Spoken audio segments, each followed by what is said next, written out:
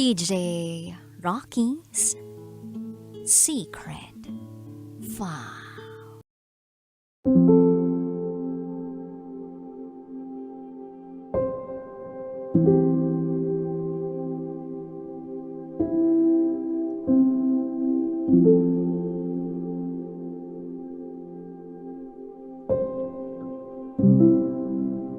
Gusto kong balikan ang ex kong may pamilya na dahil alam kong hindi na siya masaya.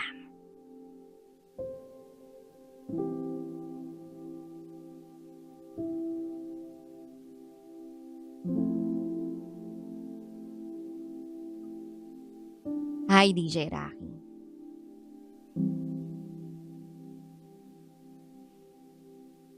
Sumulat ako kasi last night habang nasa isang bar kami sa Italy, nag-shore leave kasi kami ng mga kabaro ko.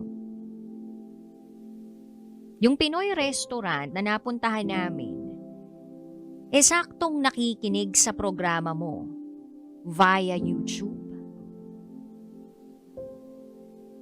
July 31 dito. At yung pinlay niya na episode mo ay yung July 30 na posted tungkol sa secret file sender na si Bella.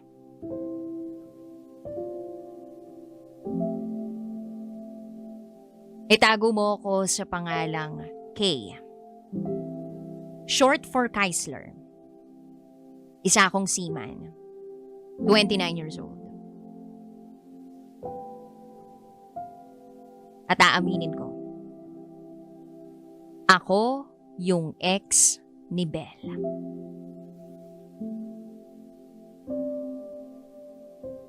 Lumapit agad ako sa counter to reach kung anong page o channel ng programa mo para mapakinggan ko. At doon ko na nga napakinggan ang secret file ni Bella. Tinapos ko yung kwento at galit na galit ako sa kung anong kinahantungan ni Belle. Then nakita ko yung mga comment. Hindi naman deserve ni Belle na sabihan ng malandi kung ano pa man. And that is the reason why I am writing this letter. Para ikwento ko ang side ko at ang kwento kung bakit kami humantong sa ganitong sitwasyon. I met Belle in college. She was still in college. That was 2015. Kakagraduate ko nung taong yun. At meron akong ex bago ko makilala si Belle. Etong si Belle kahit hindi mag-makeup maganda. Sexy, kahit lagi niyang sinasabi na mataba siya. Kayumanggi ang balat. At matalino. Mayaman sila at kilala ang pamilya niya sa probinsya namin. She was out of my league pero wala. I still like her. That time uso pa ang textmate. At sabi ng kapatid ko, same age ni Belle, broken-hearted daw ito at naghahanap ng kausap. Natawa nga ako sa sinabi ng kapatid ko kasi broken-hearted siya pero naghahanap ng kausap. Sira ba siya? Pero mas sira siguro ako dahil hiningi ko naman sa kapatid ko ang number niya para ma-text si Belle. Hi, sabi ko. Pero ilang oras nang lumipas, wala naman akong reply na natatanggap. I tried calling her number pero hindi naman sumasagot. I stalked her Facebook account. Online, sakto. Kaya ang ginawa ko, chinat ko. Ay, sabi ng kapatid ko, naghahanap ka raw ng kausap. Kumusta ka? Aba, sininzone lang ako. Hindi nag-reply. Tinanong ko ang kapatid ko kung naghahanap ba talaga ng kausap tong si Belle. At tumawa ng malakas ang kapatid ko sa mga oras na yon. Kuya, tinext mo talaga? Sabi sa akin ng kapatid ko. At dun ko na-realize na na-good time lang ako ng kapatid ko. Well, wala na akong magagawa. Na-text at na-chat ko na. So pinagpatuloy ko. Hanggang sa 3 araw. Dun lang nag-reply si Belle. Hello. Reply niya sa akin sa chat. Fast forward, simula nung araw na yon, halos araw-araw na kaming magkausap. Hanggang sa niligawan ko siya. Kahit alam kong baka hindi niya ako sagutin, ay sinubukan ko pa rin. Sabi niya sa akin, hindi pa raw siya handa dahil focus siya sa engineer life niya. At kakatapos niya lang din daw sa isang long-term relationship.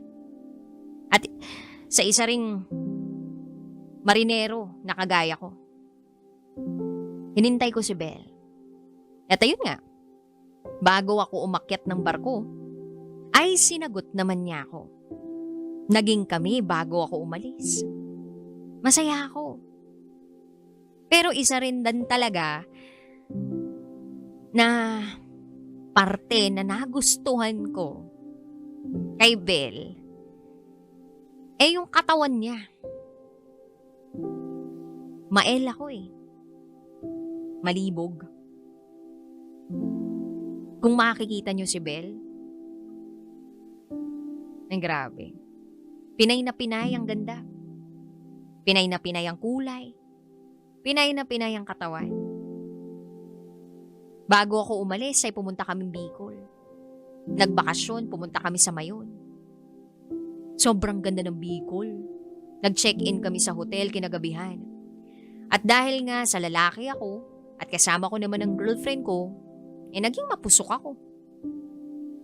Nakiusap siya sa akin na wag namin gawin. Dahil first time niya raw. Nagulat ako kasi galing siya sa 4-year relationship tapos walang nangyayari sa kanila nung ex niya. Pero nirespeto ko siya sa pagkakataong yun. Bumalik kami ng Maynila. At nung araw din na yun, ay ang flight ko papuntang US para mag-join sa barko na sasakyan ko. Nagulat na lang ako nang biglang pumunta si Belle sa kondo ko. Humingi siya ng assurance na hindi ko siya iiwan at lolokohin kapag nandun na ako sa barko. Hindi ko alam kung anong assurance ang ibibigay ko sa kanya pero tapat at totoo naman ako sa relasyon na meron kami. Binigay ko sa kanya ang ATM ko at SIM card ko dahil hindi ko naman yun magagamit sa barko. Binigay ko ang Facebook password ko. Kahit nga yung spare na cellphone ko, iniwan ko rin sa kanya. Pero hindi niya naman lahat yun kinuha. Kinuha niya pero binigay niya ito kinabukasan sa kapatid kong si Melay. 10 hours na lang, aalis na ako. Nasa kondo lang kami. Tumayo si Belle at pumunta sa kusina para magluto. Hinalikan at pinaupo ko siya sa bar counter ng kondo. Wala siyang nagawa. Hindi na rin siya makaalis sa pagkakayakap ko sa katawan niya. Hanggang sa lumalim ng lumalim ang halik naming dalawa. At natagpuan ko na lang ang kamay ko na tinatanggal ang suot-suot niya. Tumigil siya pero niyakap ko siya ng mahigpit palapit sa akin. Hindi ko kayang tumigil. Hanggang sa inalis ko na yung dapat alisin na suot-suot niya. Hinarangan niya yung kamay ko. Namumula siya nun. Pero, uurong pa ba ako?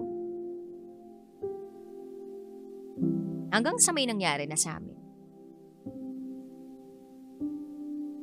Grabe. Ang daming dugo. Agad na tinanggal ni Belle ang bedsheet para daw malabhan. Sabi ko sa kanya, hayaan na lang niya. Dahil meron namang naglilinis sa unit ko. Lalo na kapag nasa ibang lugar ako. Hindi siya ang una ko, DJ Rocky.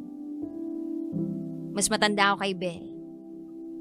At mas may experience ako pagdating sa ganung bagay. Pero kahit hindi siya yung una ko, parang sa kanya lang ako naging ganito. Paalis na kami ng kondo. At hahatid niya raw ako sa airport. Kahit ayaw ko na ihatid niya ako, wala naman akong magagawa dahil siya ang mag-uuwi ng sasakyan ko. Habang nasa sasakyan kami, nakatulog siya. Kinakausap ko siya kahit tulog siya. Sabi ko sa kanya, "Sa'yo ko lang to naramdaman, Bel. Sobrang mahal kita at ayaw kong mawala ka sa akin." Hinawakan ko lang ang kamay niya at hinalikan ito. 3 buwan na ako sa barko at sa 4 buwan lang ako nagkaroon ng signal para makausap si Bel.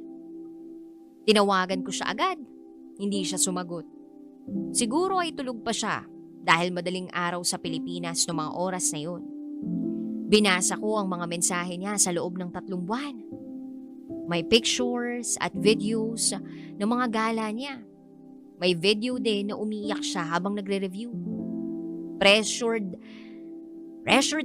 na siya sa engineering na yan. Sabi niya sa video. Nakakatuwa lang siya dahil halos wala siyang palya sa pag-update sa akin. Next month, anniversary na namin. Pero ako nasa barko pa rin at mawawalan na naman ng signal. Dumaong kami sa Portugal sa panahon na yun at bumaba ako para bumili ng pasalubong para kay Bel.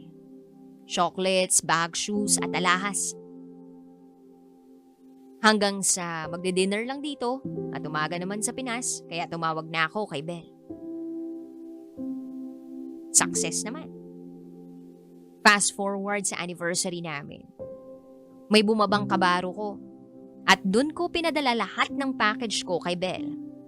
Ako na lang ang nagbayad ng excess niyang cargo para lang maipadala yung mga pasalubong ko sa Pinas. Tuwang-tuwa si Bel base sa mga video na sinend niya sa akin. Dahil hindi naman kami nagkausap kasi wala naman akong signal. Dumating ang taon na bababa niya ako sa barko. Pagkarating ko sa Maynila ay hindi niya ako sinundo. Nag-out of the country trip siya papuntang Thailand kasama ang blockmates niya. Dumiretso ako sa company namin para mag-file na ng ranking. In-approve naman nila yung stay ko rito sa Pinas for 1 year. Masaya ako noon dahil 1 taon kong makakasama si Bel. Umuwi ako sa kondo. Sobrang linis ng gamit ko. Hindi na nga pala ito pinapalinisan ni Bel sa cleaning service ng kondo dahil gusto niya na siyang maglinis at mag-alaga. Nakaayos ang mga damit ko, malinis ang kusina, kwarto at sala. Pagpasok ko ng banyo ay nakita ko ang mga damit niya. Dumiretso ako sa laundry area para laban ito. May note sa ref at ito yung coordinates at oras ng barko kung kailan ako magkakaroon ng signal. Tinitake note ni Bel para makapag-alarm siya at makapag-online. Umupo ako sa sala at tumawag sa isang travel agency sa Pinas para mag-book ng isang trip for 2 weeks. I called Bel. "Babe, saan ka? Uwi ka na, nasa Pinas na ako." Hindi nga pala alam ni Bel na uuwi ako. Ayoko kasi na dahil sa akin, hindi siya sumama sa gala nila nung block niya. Pero next day, umuwi naman agad ito. Kinabukasan pagkagising ko, nasa kusina na si Bel. May breakfast na sa table at may kape na rin. Na-miss ko siya kaya agad ko siyang niyakap. Miss na miss ko siya. Lumipas ang ilang buwan. Halos live-in na kami sa kondo. At dahil doon, ginawa ko siyang co-owner ng kondo ko. Gulat na gulat si Bel. Hindi niya tinanggap dahil may kondo rin naman siya pero wala na rin naman siyang magagawa. At dumating na kami sa punto na nagkaroon na ako ng kasalanan. Bumalik ako sa Manila that time. Nag-training para sa susunod kong pagsakay. Uminom kami sa bar, kasama ang ibang mga kabaro ko. Hindi ko alam, nakasama pala doon ang ex ko. Small world. Yung kabaro ko ay kasama ng ex ko sa tirahan. DJ Rocky, hindi ko ginusto.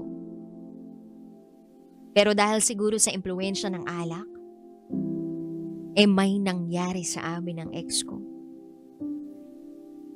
Naalaman ni Belle ang nangyari. 2 weeks niya akong hindi kinausap.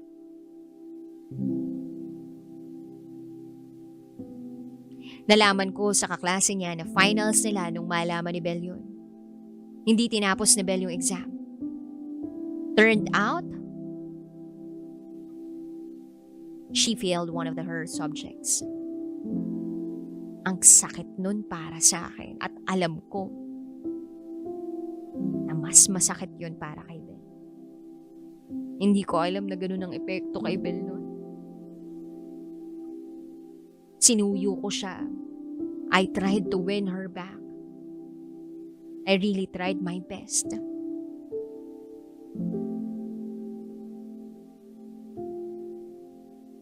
Akala ko, patatawarin niya na ako ng tuluyan. At akala ko, sa pagpapatawad niyang yun sa akin, magiging okay na ang relasyon namin. Pero hindi, DJ Rocky.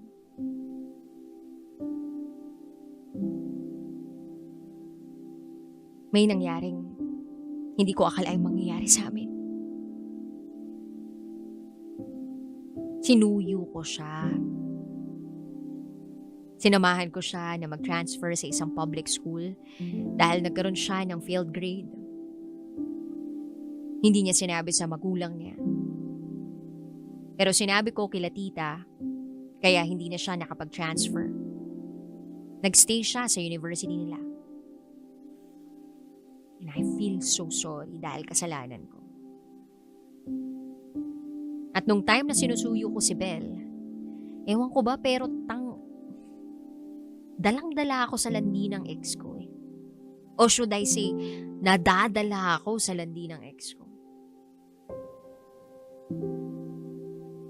Pero nung moment na pinatawad ako ni Belle, tinigil ko na kung anong meron sa amin ng ex ko. Lahat ng kalokohan ko nalaman niya eh. Trauma ang inabot niya sa akin. Then, on our 2nd anniversary, may signs na buntis si Belle. She skipped her morning class. Masama ang pakiramdam niya. Kinailangan ko pa na sunduin siya dahil hindi na niya kayang mag-drive.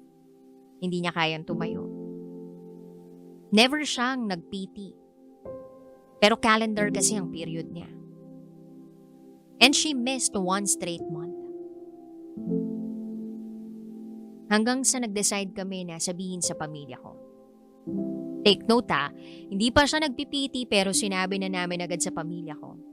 Dinala ko siya sa bahay namin. Andun sila mama. I started talking. And I told them na buntis si Belle.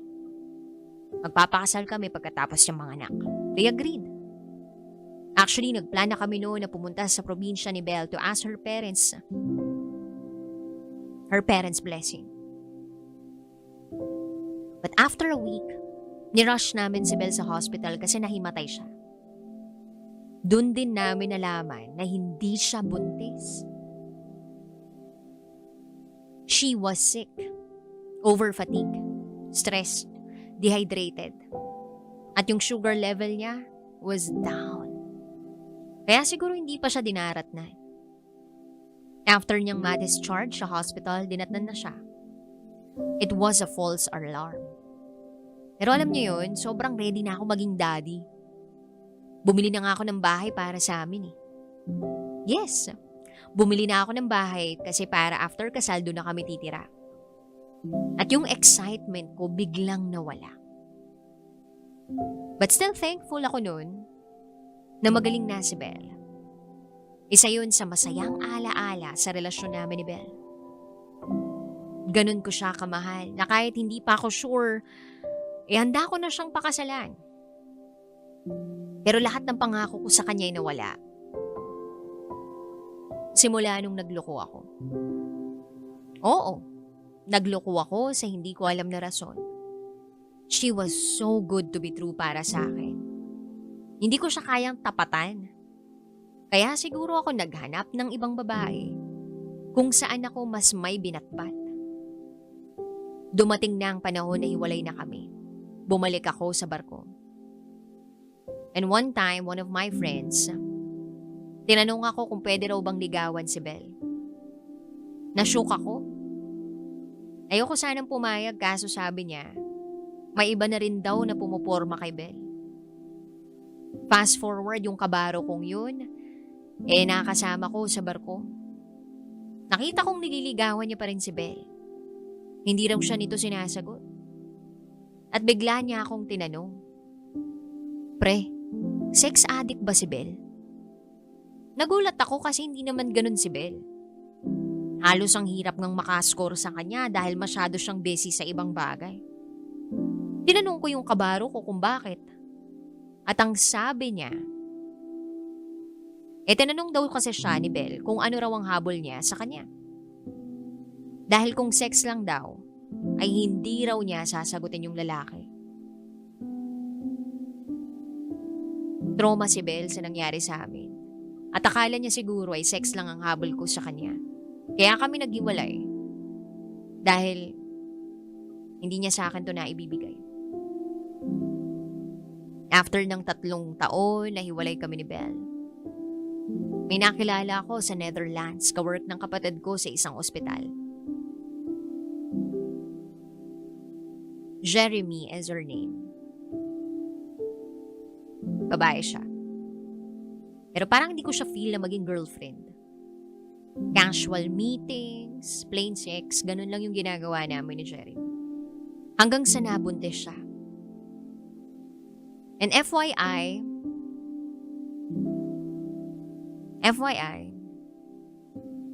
doon sa nabanggit ni Belle, doon sa secret file niya,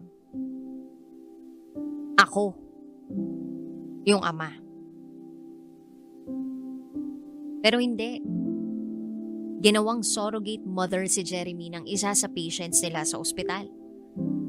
At yun din yung panahon na nakipag-split na ako sa kung anong meron kami ni Jeremy. Pero nagmakaawa siya sa akin. Gusto niya na kahit hanggang mga anak lang daw siya, nasa tabi ko siya. Para naman daw may mag-aalaga sa kanya. Para may maayos yung baby. So pumayag ako. Umuwi kami ng Pilipinas. Hanggang sa 6 months na siya,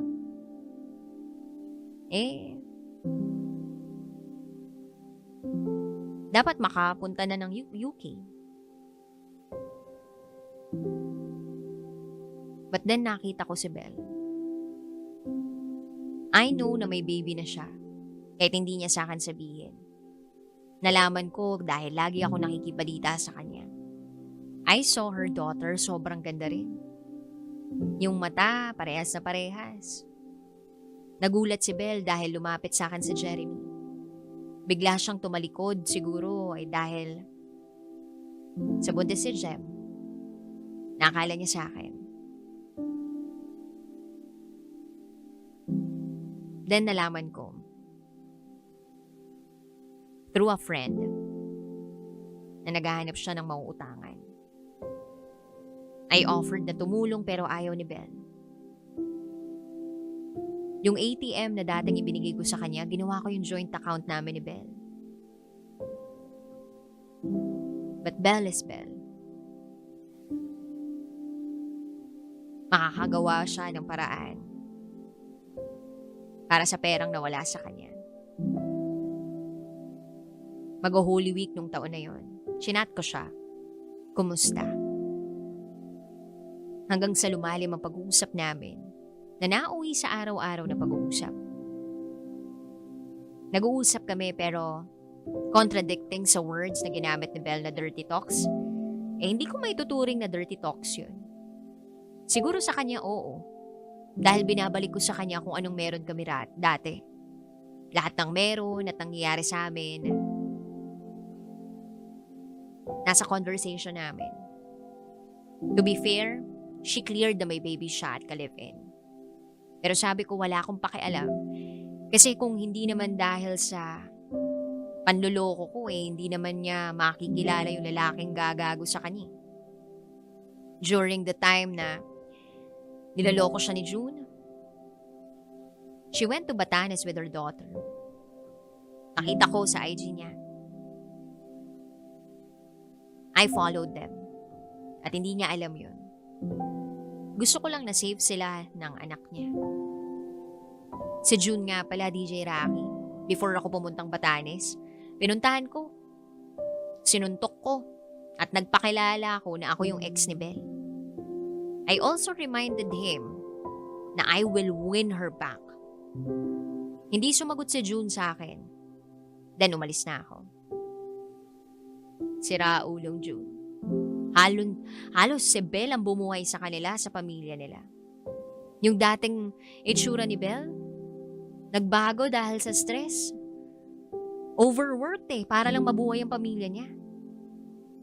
After ng Batanes trip nila, I heard na directly hired na siya sa isang malaking oil industry sa Middle East. She grabbed the opportunity. Then after noon, nagsimula na akong gumawa ng move to win her back. And regarding kay Jeremy, bumalik na siyang UK before ako pumuntang Batanes. I heard nanganak na rin. Yung bahay namin ni Belle, nagpundar ako ng mga appliance, gamit, etc. Gusto ko nang buuin yung bahay na pangarap ni Belle. Siya ang nag-design ng bahay na yun. Siya rin ang interior designer, kaya yung plano na yun, ang gagawin ko para kung ako ang piliin niya, handa na ang lilipatan namin. Upon hearing the story of Belle, mas lalo akong nagalit kay June at gusto kong bawiin si Belle. Sana lang makita niya na mahal ko pa rin siya. Hindi niya kailangan mag-ipon ng pera para sa pagpapakasal dahil meron na ako. Handang-handa na ako. May bahay na rin para sa amin ng anak niya. I planned everything. Pero hindi na niya ako kinakausap dahil sabi niya, mali raw. Kasi may pamilya kami pareho. Ang hindi niya alam, hindi naman sa akin yung baby. Siya yung gusto kong makasama uli. Sa ngayon, nasa Roma ako. Pinaplano kong sa UAE magstay sa susunod na buwan. Doon ako magbabakasyon. Tama ba yung gagawin ko? Tama ba na i-win back ko yung ex kong may pamilya na? Kasi alam kong hindi naman siya masaya. Kaya kong i-provide lahat kay Belle kahit alam kong kaya niya rin mag-provide para sa sarili niya. Mahal ko pa rin siya, DJ Rocky. Mahal na mahal. At mamahalin ko sila ng anak niya kung ako ang pipiliin niya. Hanggang dito na lang po, DJ Rocky. Susulatan kita ulit kapag may update na sa amin ni Belle next month. Muli, ako si Keisler. At ito ang aking secret file.